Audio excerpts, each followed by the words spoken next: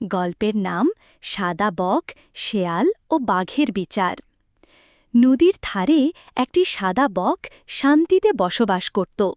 প্রতিদিন সে নদীতে গিয়ে মাছ খেত আর নিজের মতো করে সময় কাটাত। একদিন এক চতুর শেয়াল সেখানে এসে উপস্থিত হল।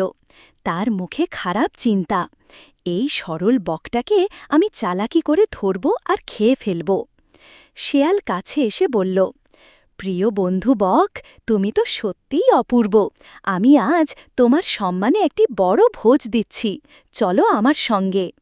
সরল বক প্রথমে একটু ভাবল, তারপর সম্মতি দিয়ে শেয়ালের সঙ্গে রওনা দিল। হাঁটতে হাঁটতে বকের চোখে পড়ে কিছু শুকনো হাড়গোড়। তার মনে সন্দেহ জাগে। সে হঠাৎ থেমে বলল, এই হাড়গুলো কার? শেয়াল একটু হাসল, ও তো আগের বন্ধুরা। আচ্ছা চলো, সময় নষ্ট করো না। বক তখন ভয় পেয়ে ডানা মেলে উড়ে গেল এবং সোজা গেল বনের রাজা বাঘের কাছে। সে সব খুলে বলল, রাজা, শিয়াল কৌশলে আমাকে ডেকে নিয়ে খাওয়ার ফন্দি করছিল। আমি কোনো অন্যায় করিনি। আমি চাই আপনি এর বিচার করুন। বাঘ গম্ভীর হয়ে বলল, শিয়ালের বিচার অবশ্যই হবে। অন্যায়কারীকে শাস্তি পেতেই হবে।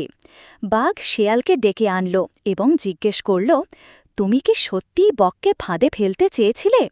শেয়াল কিছু বলতে পারল না, মুখ নিচু করে দাঁড়িয়ে রইল।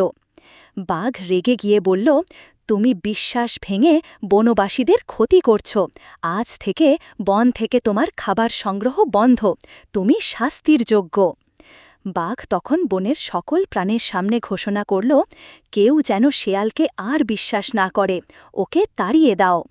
শেয়াল লজ্জায় মাথা নিচু করে বন ছেড়ে পালিয়ে গেল। চালাকি ও ধোঁকাবাজির পরিণতি একদিন না একদিন হবেই। সত্য ও সততা সব সময় জয়ী হয়।